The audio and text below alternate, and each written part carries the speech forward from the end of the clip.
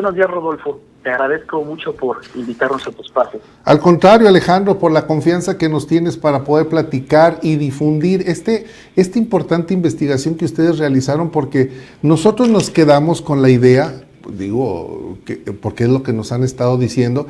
que las farmacéuticas, que los distribuidores, que el pasado, que los neoliberales, pero ustedes están develando el manto de lo que realmente sucedió. ¿Nos quieres platicar qué fue lo que hicieron estos señores para que no tengamos medicamentos en México? Por supuesto, Rodolfo. Te cuento, en Impunidad Cero y Justicia Justa trabajamos esta investigación que es un análisis de las decisiones de política pública, los cambios y las estrategias en materia de compra consolidada de medicamentos que implementó el gobierno de Andrés Manuel López Obrador desde el periodo de transición hasta la actualidad, lo que esto llevó al desabasto de medicamentos. Propiamente, ya en ese cúmulo de decisiones, desde la transición de gobierno, sucede la centralización de las compras consolidadas de medicamentos por parte de la Oficialía Mayor de la Secretaría de Hacienda, lo que evidentemente provocó desestructurar el modelo de compras consolidadas del IMSS, que realizaba no solo para cubrir necesidades, sino para suministrar a diferentes institutos de salud federales e incluso algunos estados. Entonces, este modelo del IMSS, de la compra consolidada de medicamentos, se venía realizando desde 2013 como parte de un programa piloto. Ya tenía experiencia y fue haciéndose con el tiempo las modificaciones y otro tipo de detalles. Con esta centralización vino después un veto a las 3 principales distribuidoras de medicamentos, con lo cual no se previó una alternativa viable de cómo suministrar, de cómo distribuir en el corto plazo, en el mediano plazo, a los diferentes institutos de salud federales y también a los estados. Entonces, esto provocó, por supuesto, que, digamos, de alguna manera pusiera a temblar la distribución, la logística, y con ello viene también una serie de complicaciones, donde el presidente y el gobierno mexicano se lanza contra laboratorios PISA a través de estas verificaciones que hace COFEPRIS, que derivan en el cierre de sus 7 plantas productoras, que evidentemente generan un impacto muy particular en el abasto de medicamentos oncológicos. Entonces, si te das cuenta, viene todo este cúmulo de decisiones donde se plantean reformas al vapor, con inadecuaciones legales, con acuerdos mal planteados, en los reglamentos adecuados, en una discusión de fondo, en programas pilotos que pudieran prever los daños que podrían generar en el suministro y atender a los pacientes de diferentes problemas, desde cáncer, problemas renales, de diabetes, de VIH, entre otros. Sí, una decisión errónea. Hay algo muy importante que tenemos que destacar. Esta famosa compra consolidada que se hacía, dices, desde el 2013 a través del Instituto Mexicano del Seguro Social, y que de acuerdo al reportaje, investigación que ustedes presentan, denominado Operación Desabasto, esta compra no solamente era para el Seguro Social, sino para otras áreas de salud, y eso traía algunos beneficios, sin dejar de soslayar que hubo actos de corrupción o presuntos actos de corrupción que hasta el momento ni siquiera han sido denunciados ni señalados. Pero bueno, dejémoslo ahí. Las compras venían funcionando y quienes somos derechohabientes o éramos derechohabientes del Seguro Social, pues acudíamos a las clínicas, teníamos nuestros medicamentos y digamos que medianamente se venía cumpliendo con la finalidad de la institución, que es brindar servicios de salud, incluidos los medicamentos. Llega, de acuerdo al reportaje, nos comentas, llega el gobierno de López Obrador y en una etapa de transición, ni siquiera era presidente, en la etapa de transición en el 2018, comienza a hacer las primeras modificaciones para cambiar el esquema de adquisiciones y entregárselo a la Secretaría de Hacienda, a la oficialía. Dice, es la oficialía mayor de la Secretaría de Hacienda la que ahora tiene que comprar los medicamentos, un área que no tiene la experiencia para poder adquirirlos. Ese es el primer error. Estoy bien, Alejandro Melgoza. Así es, precisamente cuando se termina con este modelo de compra consolidada de medicamentos del IMSS, se pierde expertise, se pierde experiencia, se pierde toda esta curva de aprendizaje que dejó desde 2013. Y si bien tenía detalles que resolverse, todavía algunas irregularidades todavía se presentaban en algunos desabastos, pero no generalizados. Haber terminado con este modelo de compras e iniciado de la noche de la mañana a la mañana con otro y sin un programa de implementación, y donde además se vete a las principales distribuidoras sin una alternativa viable para resolver las necesidades de los pacientes, puso en matiz la serie de protestas, las quejas interpuestas ante la CNDH, los juicios de amparo para poder allegarse, para poder demandar que llegaran los medicamentos, por ejemplo en el caso de los oncológicos, para los niños que padecen leucemia, que no puede cortarse de la noche a la mañana el tratamiento y tiene que suministrarse con una adecuada precisión para que no se vean afectados y no se repitan cuadros. Entonces, como parte también ya de este cúmulo de decisiones, se propone a la paraestatal Birmex para que resuelva la distribución de medicamentos. Sin embargo, Rodolfo, te comento, Birmex no tiene la infraestructura, la logística, la capacidad de almacenaje para resolver esto en el corto y en el mediano plazo. Entonces, mientras tanto, y con este veto a las principales productoras, no hay una certidumbre real para realizar una distribución adecuada de los medicamentos. Entonces vemos que el presidente, incluso esta mañana, menciona sobre cómo se han hecho ciertas acciones para resolver el desabasto. Sin embargo, hay que recordar que la UNOPS, en su papel para operar la asesoría de compra consolidada de medicamentos, no prevé en ninguna línea la distribución de los medicamentos, es solamente la compra. Entonces el problema va a seguir. Y tan solo para mencionarte un dato muy importante sobre cómo se perdió ese expertise del modelo de compra consolidada del IMSS. Tan solo en 2019, en la compra consolidada que realizó Hacienda y Crédito Público a través de la oficialía, dejó un 62% de claves desiertas de medicamentos. Entonces, vemos un cúmulo de fallas, un cúmulo de implementaciones de acciones improvisadas que no se han ido mejorando en el camino, pese a las recomendaciones, pese a lo que han mencionado expertos en la materia y lo que ya también comienza a repercutir en materia de derechos humanos. Así es. A ver, dime, Alejandro Melgoza, ¿cuál es la razón, si tienen ustedes los datos, de el veto que le aplica a 3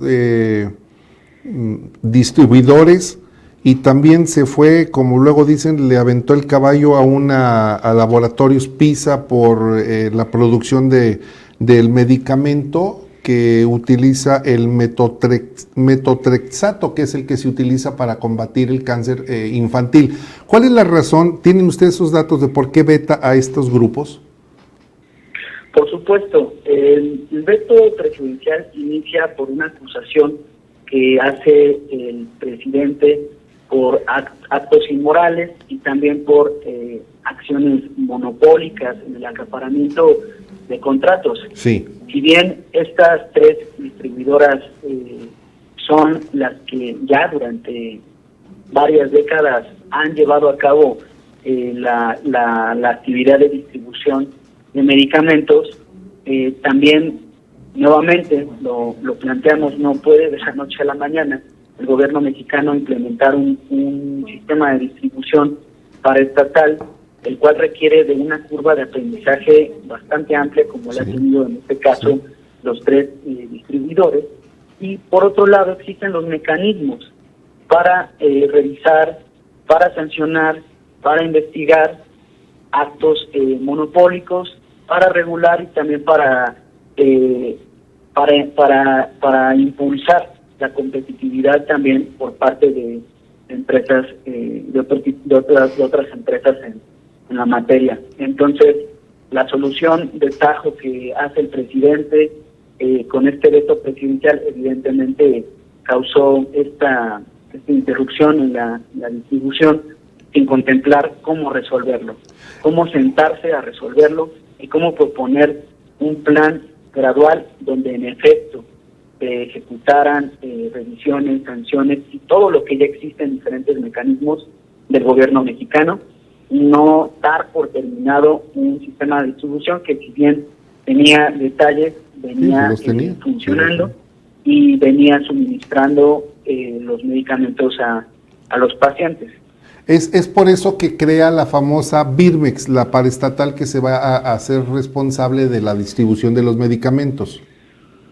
Así es por eso que anuncia a Birmex como la distribuidora paraestatal. Sin embargo, no cuenta con la infraestructura, ni con la logística, ni con la curva de aprendizaje para llevar a cabo la distribución en el corto y en el mediano plazo. No le existe en este momento y, repito, la UNOPS no está haciendo ningún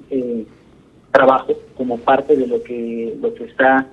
cobrando al gobierno mexicano, que son alrededor de 85 millones de dólares. No contempla la distribución, simplemente es la asesoría para toda la compra consolidada en materia de medicamentos, insumos médicos. Entonces, es importante remarcar estos 2 detalles que no van a mejorar en los próximos meses. Y sobre todo habría que plantear esta discusión ahora que está el tema de la vacunación y pues evidentemente será muy importante la distribución a diferentes partes de la República, y que también esta distribución no es como papelería, no es como refrescos, sino que requiere toda una cadena de frío, requiere toda una medición en la temperatura, requiere vehículos muy especializados, requiere capacitación por parte de quienes distribuyen sobre los reglamentos que hay sanitarios por COFEPRIS. Son una serie de acciones para los que no está capacitado, no está dotado Birmex en este momento para llevarlo a cabo. Ahora, los especialistas mencionaban que, si bien no es una mala idea dotar a Birmex como una paraestatal que distribuya, esto se tendría que llevar en el camino, es decir, darle este programa piloto para prepararlo en el mediano y en el largo plazo, pero sin dejar de contemplar esta alternativa para resarcir, para poder resolver un abasto a tiempo para los diferentes derechohabientes y también pacientes con diferentes problemas, porque esto no solo se ha dado ya en padecimientos de cáncer, sino se ha extendido a otras enfermedades. Sí, en el Seguro Social no tienen medicamentos. Estoy platicando con Alejandro Melgoza, él es reportero investigador de la organización Impunidad Cero y Justicia Justa, por el reportaje que presentaron Operación Desabasto. Y esto, Alejandro Melgoza, lo que me dices del famoso paraestatal distribuidora de medicamentos de Birmex, tal vez encontramos ahí la explicación de por qué el ejército ahora es el responsable de distribuir, de llevar las vacunas, de que se dicen van a llegar millones de vacunas para aplicarlas, y no es Birmex la encargada. Tal vez ahí esté la explicación, porque como lo dices, tendrá que poseer en el futuro toda la experiencia, la logística y la experiencia, pero de momento no la tiene. Y tal vez lo que hizo el presidente al vetar y suspender de tajo la distribución y el suministro de medicamentos a través de estas 3 distribuidoras es muy similar a lo que aconteció cuando empezó su administración del famoso robo de los hidrocarburos en los ductos, el famoso huachicol, y que dice, pues ciérrale a los ductos para que no se roben la gasolina, y aquí también dicen, pues quita las distribuidoras, pero nos dejó sin medicamentos. Por un lado nos deja sin gasolina, por el otro lado nos deja sin medicamentos. Es una cadena de errores. ¿Y qué dicen ustedes? Esto puede llegar a repercutir inclusive en el plan de vacunación. Dime, Alejandro Melgoza, ¿qué pasó con este señor que recibía el dinero, que entregaba dinero, David León, que iba a ser el zar anticorrupción de la compra de medicamentos? ¿Qué pasó con esa etapa? ¿Se diluyó? ¿Ya no hay quien vigile? Claro, qué bueno que lo preguntas, Rodolfo, porque habría que plantear primero esta sombra que carga Birmex, esta paraestatal, porque Impunidad Cero y Justicia Justa el año pasado detectaron que es la segunda institución federal con más desvíos de recursos mediante facturas falsas. Birmex carga este historial, y también su primer director no deja muy bien parada la imagen de Birmex, y después viene otro director más, que es Pedro Centeno, quien estuvo al frente de las unidades de administración y finanzas, tanto del IMSS como del ISSSTE, es decir, uno de los personajes que estuvo a cargo de la coordinación de la compra de medicamentos junto con la Oficialía Mayor de Hacienda. Y este personaje, Pedro Centeno, y bien es médico, toda su carrera, su trayectoria ha sido meramente política, de operador político, pero no en ningún sentido técnico ni en ningún sentido de experiencia en trayectoria en torno a compra consolidada de medicamentos y de distribución, mucho menos. Entonces, Birmex tiene estos antecedentes pesados que no han resuelto, y que si se quisiera detallar un plan anticorrupción con peso, pues se tendría que estar evaluando lo que está haciendo Birmex con, por ejemplo, con esto que te menciono del desvío de recursos mediante facturas falsas. Entonces, no existe ni la infraestructura, no existe ni la capacidad ni la logística para que resuelva Birmex en este corto plazo, en el mediano plazo, la distribución no solo de los medicamentos, sino de las vacunas. Entonces, el gobierno tiene que replantearse, discutirlo, evaluar y llegar a una solución mediante acuerdos y mediante la ponderación de las necesidades en materia de salud pública para la población. Entonces, lo que veremos en los siguientes meses será algo muy similar a lo que sucedió en 2019, cuando pretendían resolver la distribución de medicamentos a través de servicios de mensajería como DHL u otros, ¿no? Que evidentemente mostraron irregularidades y entregas en destiempo. Entonces, esa no es la solución, y estaremos viendo qué va a suceder en los próximos meses, porque si bien ahorita comenzó la vacunación en la Ciudad de México y en el centro de la República, porque están arribando precisamente a la mayor parte de las vacunas al Aeropuerto Internacional de Ciudad de México, si bien ahorita se está comenzando en el centro de la República, habría que analizar y observar qué va a suceder en los próximos meses al resto de los estados de la República, cómo van a resolver esta distribución, lo que va a plantear evidentemente toda esta cadena, y no solo por llamarlo errores, sino que fueron planteados en una discusión profunda en el Congreso, que se hicieron al vapor, sí, por toda esta prisa de querer mostrar planes anticorrupción que contemplaban esta centralización de las compras desde el gobierno federal con personajes de confianza,